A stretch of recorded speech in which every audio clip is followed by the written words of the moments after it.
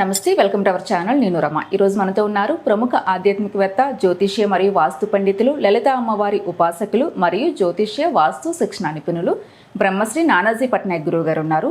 September నెలలో ద్వాదశ రాశుల వారందరికీ కూడా ఏ విధంగా ఉంటుందో గురువుగారితో మాట్లాడి తెలుసుకుందాం. నమస్తే గురువుగారు. శ్రీమాత్రే. ఎలా ఉన్నారు గురువుగారు?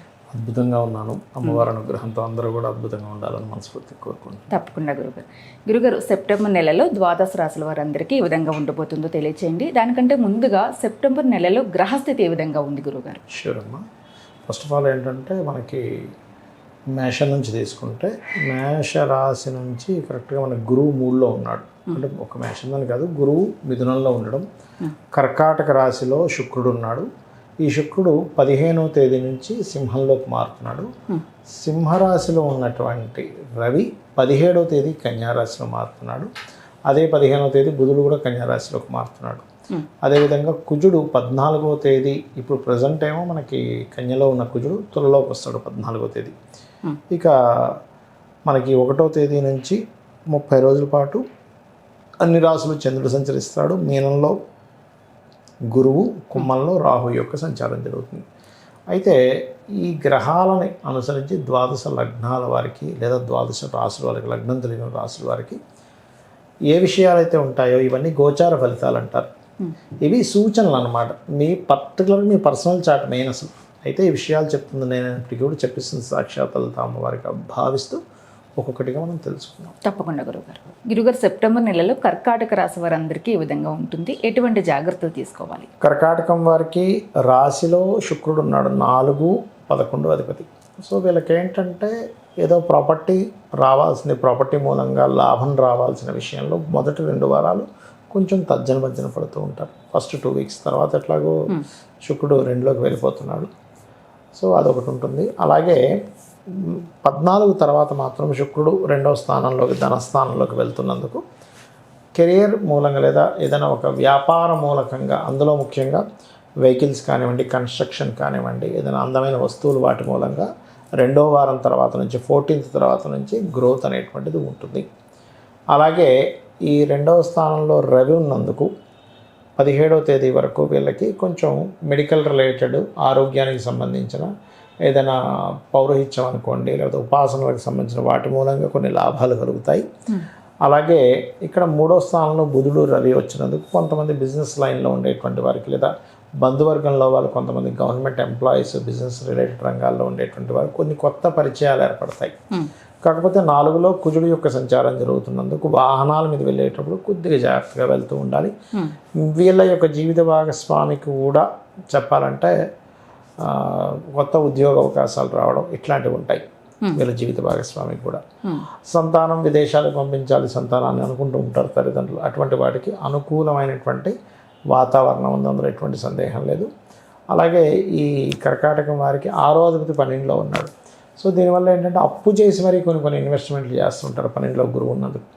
అది ఒక్కోసారి శుభకార్యాలు ఉండొచ్చు. ఇప్పుడు మనకి నెక్స్ట్ వినాయక చవితి రాబోతుంది. అలాంటి వాటిలో పార్టిసిపేట్ చేయడం, ఏదైనా శుభకార్యాలకి, శుభకర్మలకి వీళ్ళు ఖర్చు పెట్టడం, అంటే తీర్థయాత్రలు వెళ్ళడానికని అట్లా క్రెడిట్ కార్డు వాడి మరి వెళ్ళడం, ఇలాంటివి బలంగా చూపిస్తున్నాయి. అయితే వీరికి 7వ స్థానాధిపతి అష్టమంలో వక్రించి రాహుతో కనెక్ట్ అవుతున్నందుకు ప్రత్యేకంగా వీరికి ఏంటంటే విదేశీ సంబంధాలు ఎక్కువగా కుదురుతాయి. కాస్త ఈ జాతకుల యొక్క జీవిత భాగస్వామి నీటి ప్రదేశాలకు వెళ్ళినప్పుడు కొంత జాగ్రత్తగా ఉండాలి. ఉద్యోగం అయితే వీళ్ళ జీవిత భాగస్వామికి అనుకూలంగా ఉందని చెప్పుకున్నాము. కాకపోతే వర్క్ ఫ్రమ్ హోమ్, కాస్త ఇంటి నుండి ఉండి చేసుకునేటువంటివి ఎక్కువగా పెరుగుతూ ఉంటాయి వీరికి. ఇక వీళ్ళు ఎక్కువగా సంపాదన విషయంలో బాగా కలిసి రావాలి అంటే గణపతి ఆరాధన చేసుకుంటే మంచిది. వీళ్ళు జీవితాంతం చేసుకోవాల్సిన దేవతారాధన స్కందుని యొక్క ఆరాధన చేసుకోవాలి. అన్ని విధాలు బాగుంటుంది. సరే గురుగారు, అలాగే ఈ రాశి వారికి ఏదైనా మంచి పరిహారము అంటే ఏదైనా మీరు మంత్రం చెప్తూ ఉంటారు ప్రతిసారి కూడా, అంటే మంత్రం సిద్ధించాలి అంటే మంత్రము, యంత్రము, తంత్రము ఈ 3 కలిస్తే సిద్ధిస్తుంది అంటూ ఉంటారు. మంచిగా సాధన చేస్తే దాని గురించి కూడా చెప్పండి. అంటే సిద్ధించేలాగా పరిహారం వాళ్ళకి. తప్పకుండా. ఫస్ట్ ఆఫ్ ఆల్ ఏంటంటే వాళ్ళు ఎదగట్లేదు అంటే లగ్నాన్ని ఏ గ్రహం ద్వారా వాళ్ళు ఇబ్బంది పడుతుందో అధిష్టాన దేవత యంత్రం వేసుకోవాలి. ఇప్పుడు కూడా అందరికీ కావాల్సింది ఏంటి? ధనం. సో లక్ష్మీ యంత్రం లేదా మీకు అది చూపిస్తా ఎలా ఏంటనేది. తప్పకుండా. అలాగే ఫైనాన్షియల్గా అయితే లక్ష్మీ యంత్రం వేసుకుంటాం. వాళ్ళంతటా వాళ్ళు ఎదగలేకపోతున్నారు అంటే ఆ లగ్నాధిపతి ఎవరి ద్వారా ఇబ్బంది పడ్డాడు, శని కుజుల ద్వారా ఇబ్బంది పడితే హనుమత్ యంత్రం. లేదు మనకి అంతా బయట వాళ్ళు ఏడుపులు ఎక్కువగా ఉన్నాయి, ఒక అది దిష్టి దోషాలు కానివ్వండి, బ్లాక్ మ్యాజిక్స్ చేస్తూ ఉంటారు, లేకపోతే ఇంకేదైనా ఇంకోళ్ళు చేయాలని రూల్ లేదు, వేరే వాళ్ళు ఎవరైనా వీళ్ళని ఇబ్బంది పెడుతున్నప్పుడు కూడా దానికి సంబంధించినటువంటి విషయంలో మనకి ఏదైనా ఒక రక్షలా నిలబడాలి అంటే నరదృష్టి యంత్రం అని ఒకటి ఉంటుంది, బ్లాక్ మ్యాజిక్స్ అంటే పిశాచ బాధలు ఏవి లేకుండా ఉండే యంత్రం ఉంటుంది, అది ఇంటికి పెట్టుకుంటే కూడా మంచిది. ఇక మరొక విషయం ఏంటంటే వీళ్ళకి ఒక్కొక్కసారి వివాహం అవ్వదు, అప్పుడు లలితాసహస్రనామాల్లో ఏదైనా మంత్రం చేసుకోవచ్చు. అంటే ఓం కామేశబద్ధ మాంగళ్య సూత్ర శోభిత కందరాయ నమః, లేదా ఫైనాన్షియల్గా గ్రోత్ రావట్లేదు అప్పుడు ఓం సంపత్కరీ సమారూఢ సింధుర బ్రజ సేవితాయ నమః. ఇప్పుడు చాలామందికి 4వ స్థానం బాగోదు, అంటే 4వ స్థానం బాగోనప్పుడు ఏమవుతుందంటే సర్వసాధారణంగా వాళ్ళు ఏదైనా ప్రాపర్టీ తీసుకుంటారు, అది అమ్మేసేదాకా కష్టాలు పోవు వాళ్ళకి. అది అమ్మేసిన తర్వాత అమ్మయ్య ఫ్రీ అయిపోయినా అనుకుంటారు, మళ్ళీ ఇంకో ప్రాపర్టీ కొంటారు. కారణం ఏంటంటే 4వ స్థానం బాగాలేదు. బాగా లేనప్పుడు ఏమవుతుందంటే సర్వసాధారణంగా వాళ్ళు ఏదైతే గృహం తీసుకుంటారో ఆ యొక్క గృహంలో ఏదో వాస్తు దోషం ఉంటుంది. అలాంటప్పుడు వాస్తు యంత్రం మత్స్య యంత్రం అని అంటారు. దాన్ని నిర్మాణం చేసే వాళ్ళు అయితే భూమి లోపల పెట్టుకుంటారు, అపార్ట్మెంట్ అయితే గోడ లోపల పెట్టుకుంటారు, రెంటల్ హౌస్ అనేటప్పుడు పూజ గదిలో పెట్టుకోవచ్చు.